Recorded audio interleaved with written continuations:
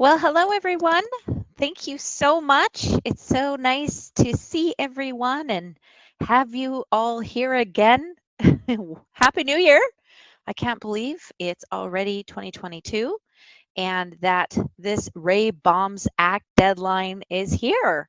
Crazy. Time is flying. I hope everyone had a wonderful holiday season and a very great start to their new year. For those of you that don't know me, I'm Bree Fernie. I am part of the executive team here at Clearly IP. I am going to be your presenter today. I'm really excited about today's session on Kerry's Law and the Ray Baum Act because today is D-Day. It is the deadline for phase 2 of the Ray Baum Act.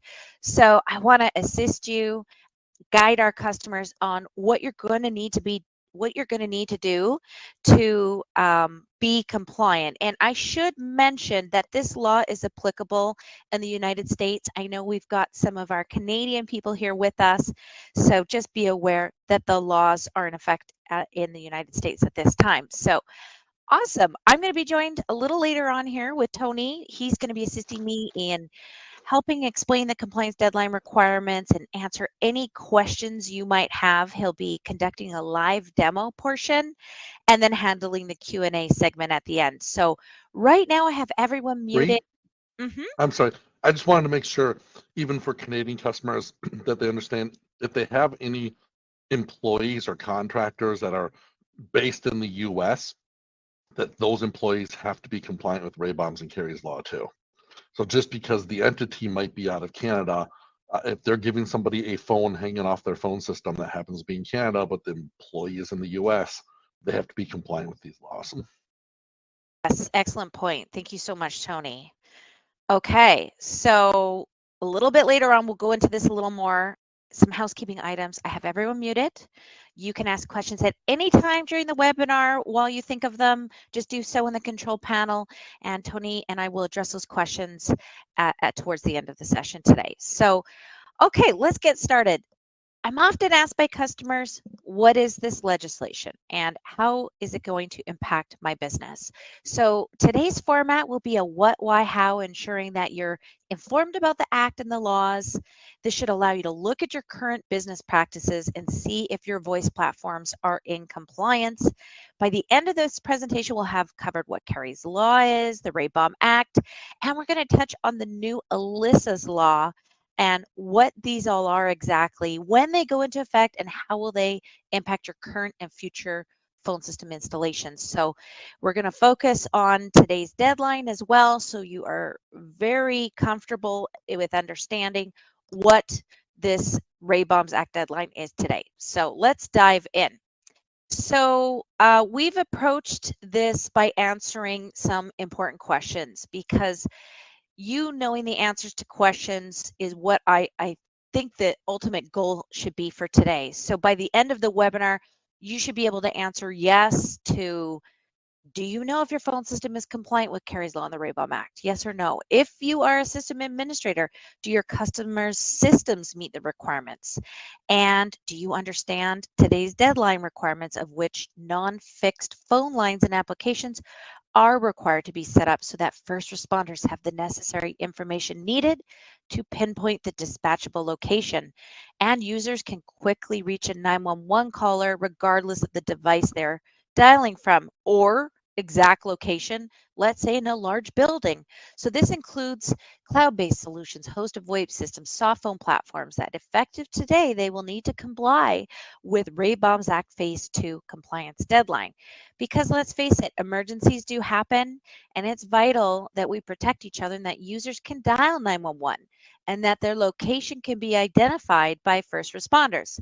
So I do want to do a quick introduction to Clearly IP. We have some new names here, new people joining us today. For those of you that are not familiar, Clearly IP was founded in 2019.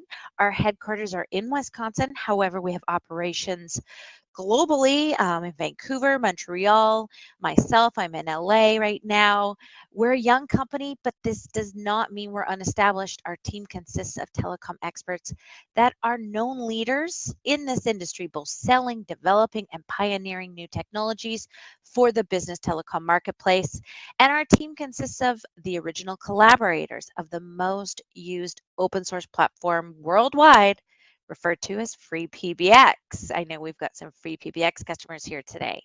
We specialize in products supporting that free PBX eco community, along with our own products and services, including hosted, managed systems, unified communications, PBX appliances, best-in-class IP desk phones, SIP trunking, and much, much more.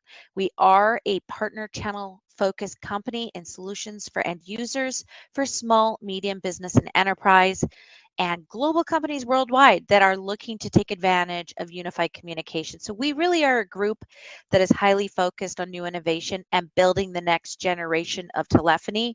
And with that, we do like to guide our customers on relevant, important things going on in our space. So let's talk about the dates to get started. When do you need to be compliant? So the FCC's new rules were published in December 6 of 2019 in the Federal Register. In accordance with the FCC's order implementing RAY BAUM'S Act, the initial compliance dates for the Section 506 dispatchable location components of RAY BAUM'S Act are this time last year on January 6, 2021, and it applied to fixed multi-line telephone systems and fixed interconnected VoIP. And now here we are today, same date this year, January 6, 2022, for non-fixed multi-line telephone systems and non-fixed interconnected VoIP. So when do I need to be compliant? Well, the FCC's new rules were published on December 6th, so this is really the best resource to access and follow for reference to dates. But a quick summary is the first deadline was actually February 16th of 2020 for Kerry's law. Then again, January last year for phase 1 of RAY BAUM'S Act on January 6th, and then today for phase 2 on RAY BAUM'S Act. So those are the 3 key dates that you're going to want to keep in mind. So now I'm going to dive into Kerry's law and just explain a little bit for those of you that are not familiar. So Kerry's law began in 2013. Unfortunately, there was a tragedy when Kari Hunt's estranged husband assaulted her in a hotel room. Kerry's 9-year-old daughter was with her. She attempted to dial 911 from the hotel room 4 separate times. And unfortunately, due to the requirement at that hotel to first dial 9 to access an outside call, none of those 911 calls were successful. And sadly, if her daughter had been able to get through to 911, there is a good chance that Kerry would be, still alive and with us today. So Congress responded by enacting Kerry's law in 2018. Kerry's law requires 911 dialing and notification capabilities in multi-line phone systems, which are the standard in hotels and large corporations or enterprise environments. So the statute provides that these requirements take effect on February 16, 2020, 2 years after the enactment date of Kerry's law. In addition, Kerry's law and the federal rules are forward-looking and apply only with respect to a multi-line phone system that are manufactured, imported, offered for first sale or lease, first sold or leased, or installed after February 16th, 2020. So Kerry's law requires direct 911 dialing and notification capabilities without having to push a digit like 9 to get an outside line before dialing 911 in multi-line phone systems found in government enterprises, government buildings, schools, colleges, hotels, universities, and corporate offices. So it's simple to say, harder to accomplish. Tony's going to review this in the live demo to demonstrate what Clearly IP is doing to ensure compliance with Kerry's law. Okay, so we've covered why it came into being and we know what it does, but when does it start? So the statute provides that these requirements take effect on February 16, 2020, 2 years after that enactment date of Kerry's law. In addition, with these forward-looking rules and policies, apply only with respect to multi-line phone systems that, again, I just want to stress this, are manufactured, imported, offered for first sale or lease, first sold or leased or installed after February 16th, 2020. So what do you need to do if you have a customer that has an existing system? There are 3 steps. They're quite easy to follow. Step 1, contact. You're going to want to contact the provider of your multi-line phone system and ask how their product is set up to reach 911. Find out if they provide a direct line to 911 without requiring an additional digit such as 9 or 6. Next step is you just want to confirm. If your provider does offer a direct line to 911, you can skip to step 3 here. But if your provider does not offer a direct line, find out how and when they plan on complying with Kerry's law. If you have difficulty getting a response, you can actually contact your local 911 authority. If it is an existing system and they are not compliant, then they will be grandfathered in and will not be required to comply until they upgrade their system. And lastly, test. Once your organization is compliant, it is important to test things out. Contact your public safety answering point or 911 call center by calling their non-emergency number. Find out when the best time to test is and get that scheduled and complete your testing. Ensure you can reach 911 and that you are also compliant to RAY BAUM'S Act with the dispatchable location mandate. So in summary, if you're going to be installing a system that replaces an old system, then ensure your settings for your phone system or your free PBX systems are correct and run tests on the phones to verify. So again, in Tony's demo, he's going to demonstrate what needs to be done in advance to these 3 steps. And with his demo, we're going to be using, I believe, our Clearly IP free PBX based demo system. Okay, so now for the history of the RAY BAUM'S Act. Ray Baum, he was actually a pretty incredible guy and an important person in the telecom industry. He served as the commissioner and chairman of the Oregon Public Utilities Commission. He was also on the board of directors of the National Association of Regulatory Utility Commissioners and as the chair of that committee on telecommunications. So he dedicated much of his life towards telecom law. Unfortunately, he passed away in February 2018 after a very long battle with prostate cancer. But his longtime colleague, U.S. Representative Greg Walden, is credited with ensuring that the act was named in honor of Ray. So this act was created to ensure faster and more accurate responses to 911 calls. On March 23, 2018, President Donald Trump signed H.R. 1625, Consolidated Appropriations Act 2018. So this is a 2,232-page document, and I'm not going to start reading that to you. So I'll try to state it plainly here. Section 506 of the RAY BAUM Act is to ensure the correct location is transmitted to first responders for any 911 call. So the implications for that simple sentence and how it'll affect your business, well, a little more complicated. The key to the law is this qualification, regardless of the technological platform used. So this means regardless of the platform, your wireless devices, your on-premise fixed devices, your phones connected will need to comply. They will need to comply to this law. So we've told you what the RAY BAUM Act is. How is it going to impact you and your customers? So 4 easy steps here that you need to follow. Number 1, just organize your emergency locations for your people. Create a spreadsheet or a table and get this all organized so that you can then next move to step 2 and develop a plan and address fixed and remote locations for employees. This is so important now, especially during these times with so many people working remotely. Then you're going to make sure that the phone system is updated and you're going to run your tests and make sure all the information is correct. So when do you need to be compliant? Okay. The FCC's new rules were published in December 6, 2019 in the Federal Register in accordance with the FCC's order implementing RAY BAUM'S Act. So the initial compliance dates for the Section 506 dispatchable location components of RAY BAUM'S Act are in 2 phases. So phase 1, again, last year, January 6, applied to fixed multi-line telephone systems and fixed interconnected VoIP.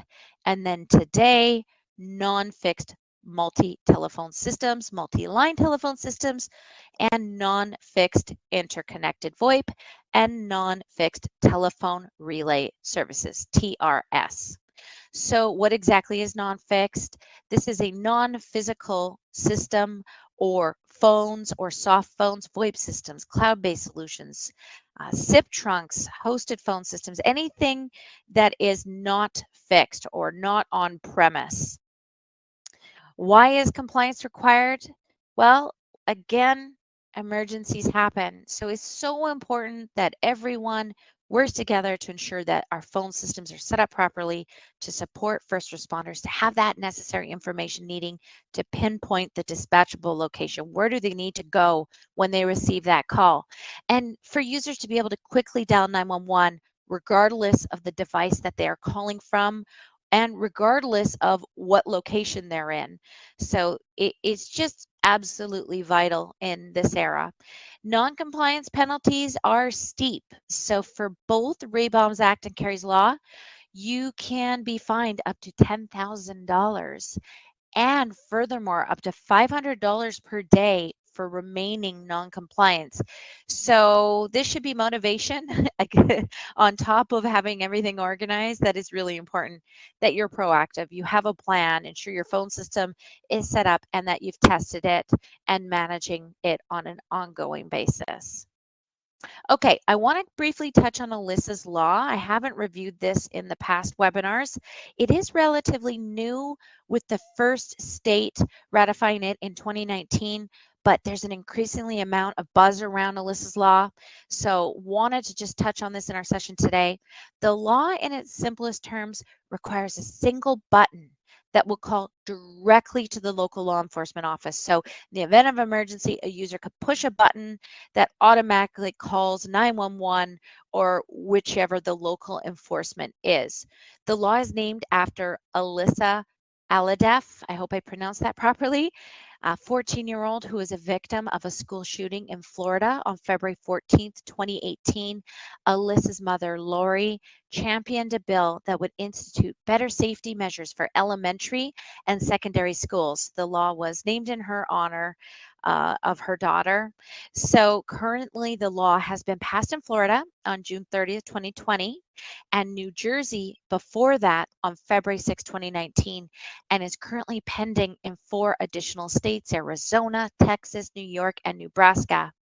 So in New Jersey and Florida, for primary and secondary school systems, every phone system requires a panic button that directly links to law enforcement. So when there is that emergency, it's easy, it's convenient, it's right there, ready and waiting that they can push that button and step back. It has been introduced at the federal level, and I've put the bills listed on the bottom of this slide if anyone wants to look them up. So Alyssa's Law is something that you want to be thinking about and considering a solution with your voice systems. An example of a button, we have a panic button here by Clearly IP. It's a slick little add-on device that just plugs in via the USB to our Clearly IP phones, and it does allow that easy access to activate in the event of an emergency. So briefly, as I stated before, in a crisis, seconds matter. So having this solution connected to a phone is going to make things much more clear in the stress of an emergency. When it's pushed, it'll instantly dial a designated destination and it can play a pre-recorded message to the recipients. So after that message is played, the phone's microphone is set to transmit only, allowing the recipients to hear anything going on around that phone. Most importantly, this is all done without any indication that the phone is on or connected to a call. So the panic button is compatible with our CIP 250 and 270 models of phones. I don't think some of our customers are aware that we have this slick add-on solution. So if you're looking for additional information, you can look on our website and you can also reach out to our sales team. Okay, so to recap, we've covered what is Kerry's Law, what is the RAY BAUM Act, and what is Alyssa's Law. We've gone over when they go into effect, and we've discussed how the law and act will affect your current and future phone system installations and what the penalties will be for noncompliance.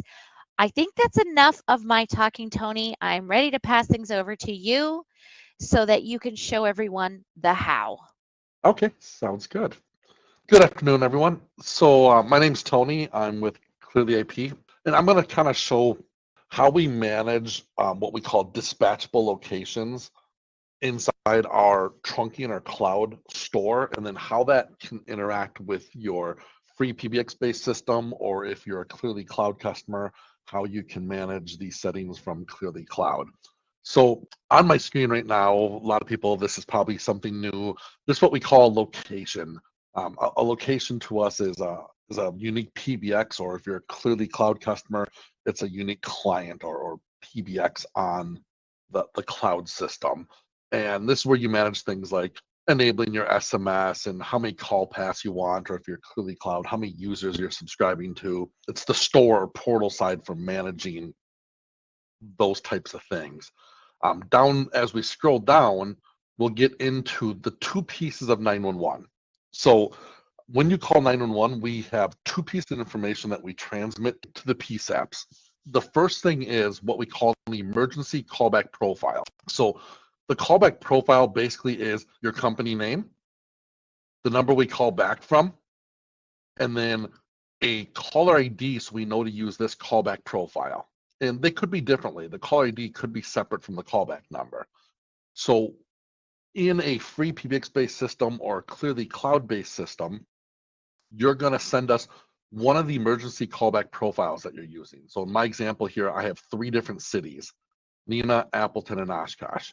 So, and those cities have small offices in each city. So I've set up 3 callback profiles. So each one has their own unique number. So when I call back, I'm going to call back a group of people at that office, is the way I've set this one up. So if somebody uses the callback profile for Neenah office, the callback number that's going to go to the PSAP is this phone number. And then if all the PBX sends us is this callback profile of Neenah office it wants to use, it then knows what location to use by using what's called our default dispatchable location. So in the event that the Neenah office callback profile is used and they don't tell us any other location to use, it will use the Neenah office dispatchable location. So let's talk about dispatchable locations for a minute. So I'm looking at a specific dispatchable location. We'll see 3255 West Highview Drive. The second line is metadata, basically where within that building or what door to kick down. So in this example, we're saying the second floor, south end training room. And then that's Appleton, Wisconsin, 54914. So if I go back a screen that you guys didn't see. So here's our callback profiles, Neenah office, Appleton, Oshkosh. Again, if we don't tell it what dispatchable location to use, and we only send the call ID of 920-383-3102, it's going to default to whatever default dispatchable location we've set for this callback profile, which is Appleton office first floor. Down here is where we can see all of our dispatchable locations. So I've got 4 of them for Appleton. Appleton office first floor, second floor, training room, and warehouse. So we looked at the training room one. If we look at warehouse now, you'll see very similar. It's got the actual physical address, 3255 Highview Drive, and then the metadata, the second line is just warehouse. So the goal of dispatchable locations is to get what door or what area within the building for the first responders to get to. The way I've heard this explained by different lawyers who kind of have tried to interpret what is compliance with the law, the way I've heard them explain is they want to be within a line of sight of where the emergency is.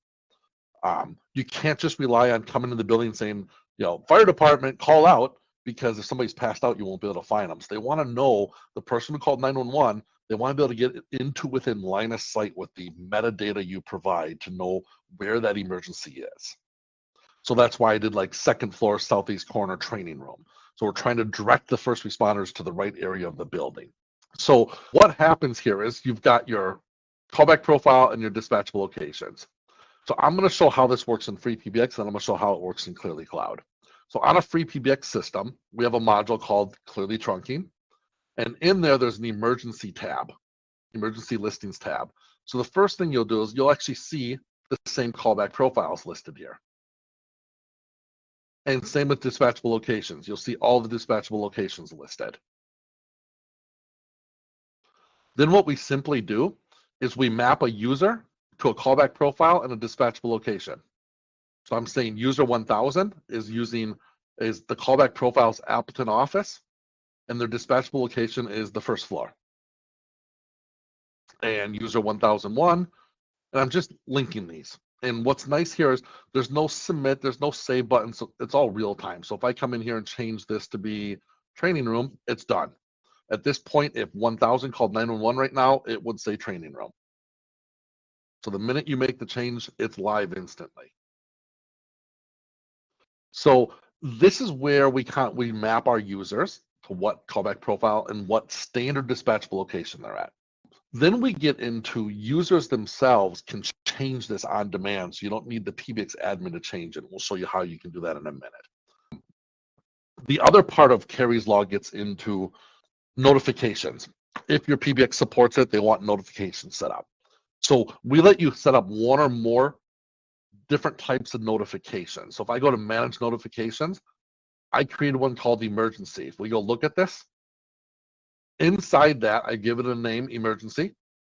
And for SMS, I'm saying send out SMS messages from whichever number, one of your numbers. You pick it. And here's the message, the SMS that will go out on, and they will put the date in, at, and the time. The emergency call was placed by the extension name, to, and what number they dialed using trunk, and then what the trunk name is. That SMS will go out to these phone numbers. You can define as many phone numbers as you want there. Email settings, you set a from address, and same thing, subject and a long body, and these are our defaults, so you don't have to figure out how to set these. We set these as default when you create a new notification. So emergency call from the long body, or the body of the email, and then who you want to send that to. And lastly, you can even set up a paging. So you can link this notification to a page group you've created in free PBX. So you get a drop down, you pick which page group you want. So in this setting, I've set up 3 different types of notifications: SMS, email, and page. You can set up any combination. You can do 1, 2, or all 3. Once you've created a notification group, and you can create more than one, so if you want a new notification group, just hit add button and fill in what you want. Then we go to route notifications, and we link an outbound route that you have on your PBX to a notification. So you'll notice the clearly trunking emergency route, which is used for 911 calling, is green. These are red, meaning no notifications been enabled for these routes, because this is a normal outbound and this is international. So you won't generally put notifications on those. You only want notifications on the emergency route. And all you're literally doing is hit this button and pick which notification. And you can select more than one. So if you had different notification groups for whatever reason, you can pick more than one notification group. And now anytime a call goes out the route called clearly trunking emergency, which is in your outbound routes in free PBX, right here, and that route is set up that it matches, I believe, 911 and 933. Yep, 911 and 933, or 1911 or 91911. So anytime a call matches this route and goes out, it will trigger that notification. So what is 933? 933 is our test system. So instead of calling 911 and bothering the PSAP for your initial testing, you can call 933 and we'll play back the caller ID you sent us, and then we'll play back text-to-speech the address that we have on file based on what you sent us.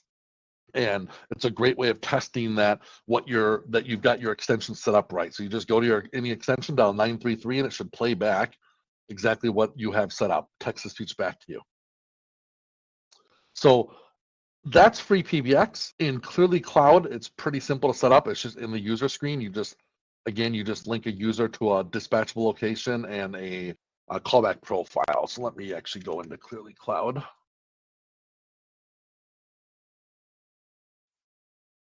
Okay, so here's a test Clearly Cloud system. If I go look at my users,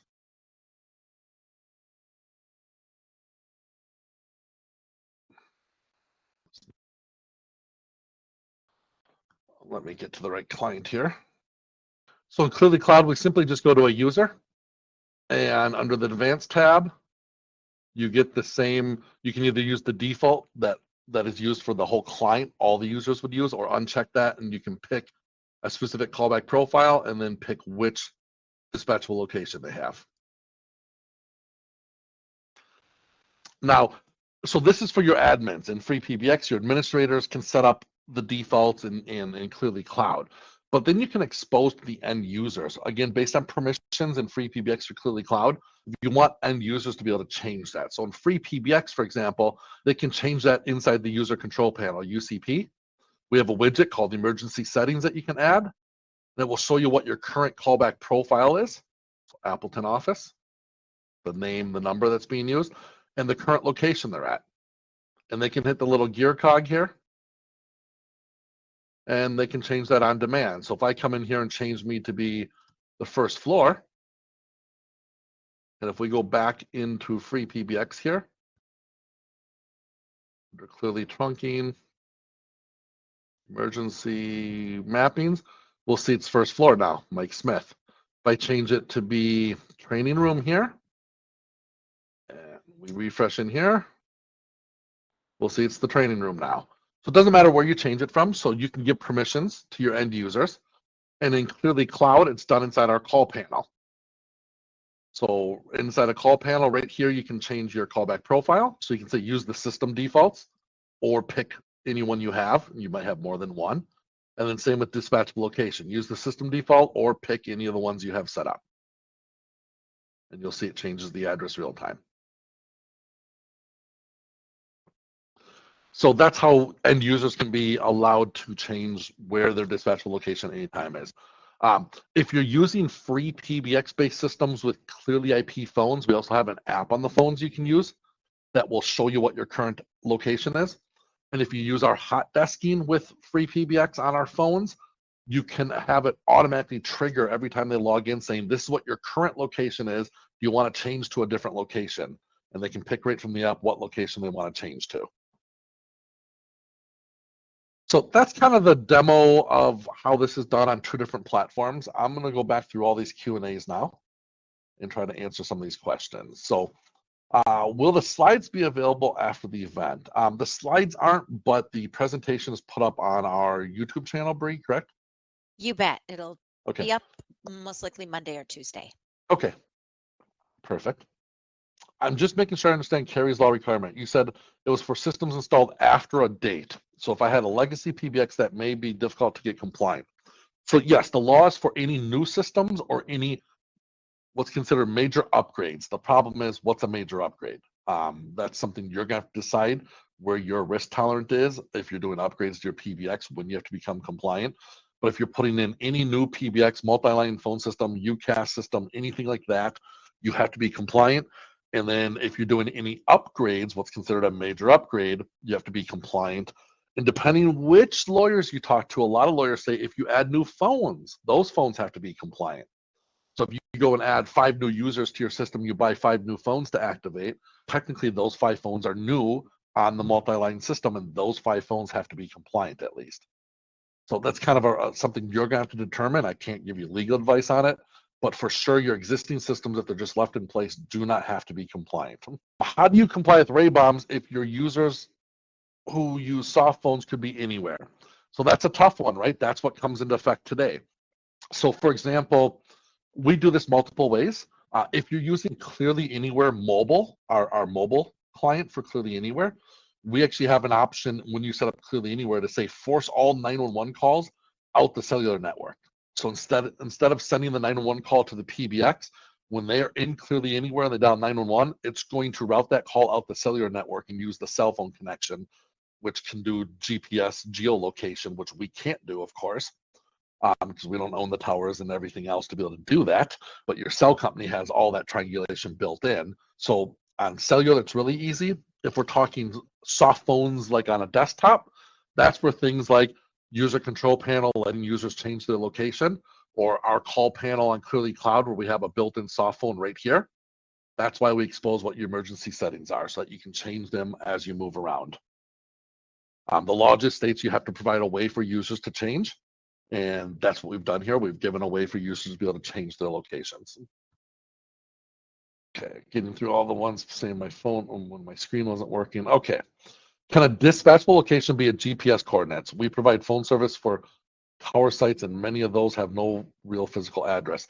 No, so our system's set up where it's got to be a verifiable address. So when you put in an address in, we're actually doing through our third-party vendors, getting proper geotagging on that address and saving it in formats that the PSAP requires in the ALI databases.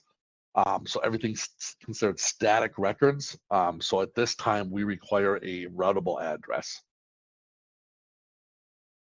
Does this module work with any SIP provider or only offered by ClearAP? It's only going to work with ClearAP SIP trunking because all the 911 is handled by the SIP provider. So a module wouldn't be able to talk to other SIP providers. This is something we built between our backend and then inside of Free PBX with all the logic we've done in the dial plan.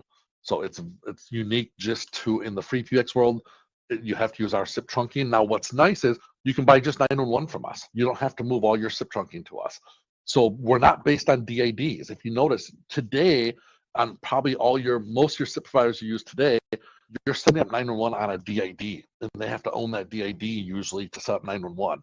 We're call ID driven, not DID driven. So you can come to us and you can set up a trunk location with us at no cost and buy just the 911 dispatchable locations and callback profiles you need and use us just for 911. How does this work for a salesperson who's using a soft phone on a laptop or a cell phone sitting at various McDonald's, Starbucks? So we talked about cell phones. That's easy with Clearly Anywhere because we will route those calls out the cellular network. If they're on a laptop, again, it comes down to things like, I don't know what soft phones they're using, but in our Clearly Cloud platform, our soft phone's built into what we call our call panel here.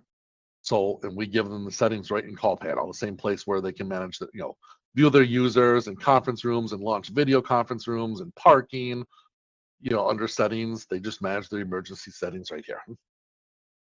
Where do you get the widgets for UCP? You have to have our Clearly trunking module installed, and then the widgets are provided by our module.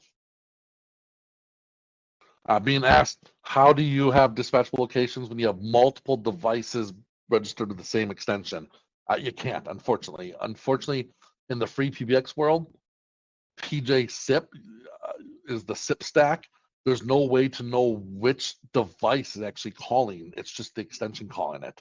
So generally our recommendation is if you're going to have phones at distinct multiple locations to the same extension, you shouldn't be doing that anymore under the different RAY BAUM'S and Kerry's law because there's no easy way of knowing which physical device under that extension called 911.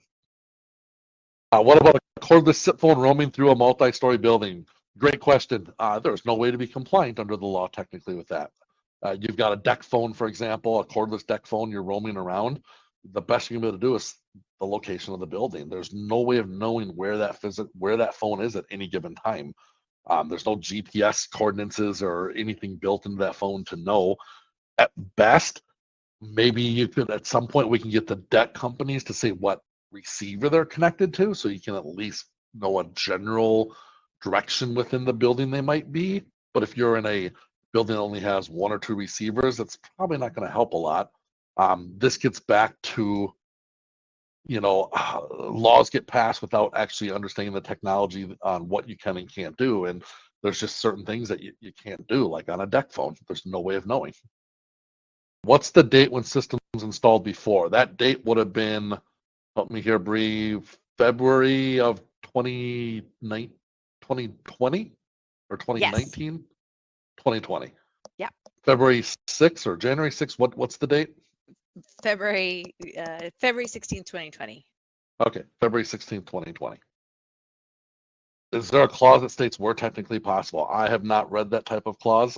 Again, it comes down to making sure people understand if they're roaming around. One way we've heard, one way of doing it is not allowing 911 on those phones. I wouldn't recommend that. I'd rather see get 911 to the building than not have 911, but I know people are just saying, I'm not going to allow 911 on a deck phone.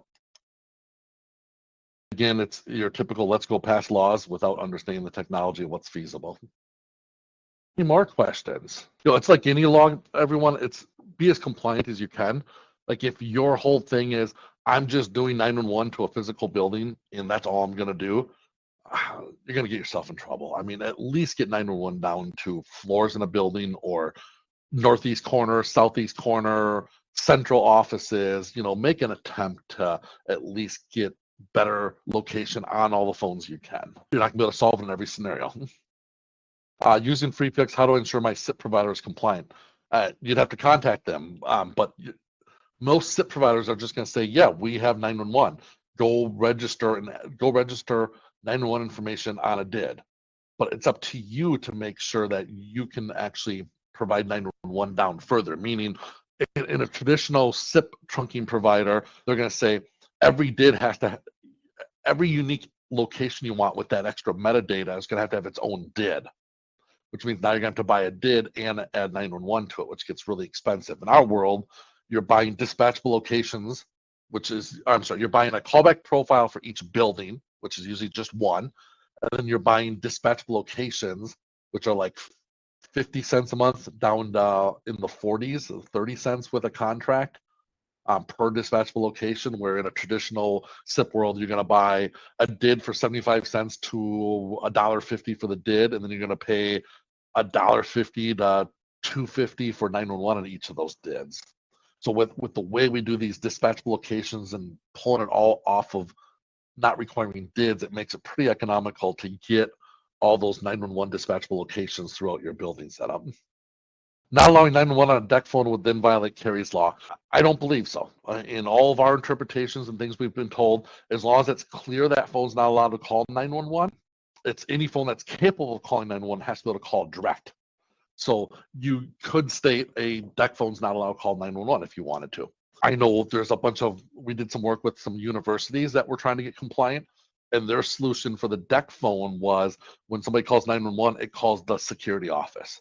And the security office will determine if they need to call 911 after that, because they didn't want false things going out on a deck phone where they don't know the user is. So that's, for example, a large university, that's how they handled it. Okay, I think that's it. No other questions are coming in. Okay, great. Thanks, Tony. I think that was really informative, especially seeing live how our platforms work and how easy it is to update that information. So I'm not going to take over screen sharing, Tony. We'll just wrap up here because we're just past our time mark. But thank you to everyone so much for showing up today and learning about this with us. If you have any questions, you're always welcome to reach out to myself or Tony or our sales department. I will make sure that this webinar is posted on our YouTube channel. That's the best way to keep up to date with everything we've got going on at Clearly IP with events. So that'll be live most likely Monday or Tuesday. And I also want to mention that we just published all of our webinars for the next quarter. We have some really exciting things going on. So you're going to want to check that out on our webpage under events. So just go to the homepage, go to company and click events, and then you'll see all the list of the webinars we have going on. Typically, it's bi-weekly on Thursdays at this same time. So thank you, everyone. We really appreciate your time today and hope you have a very successful start to 2022. And again, we're always here to help you with this. And feel free to ask questions or get more information anytime. Have a wonderful day. Thank you, Tony. Bree, we had one other question come in. Can the extra cost of implementing the new requirement be passed on to the client? Absolutely, it should be. I mean, you as the provider are having to provide this as a service.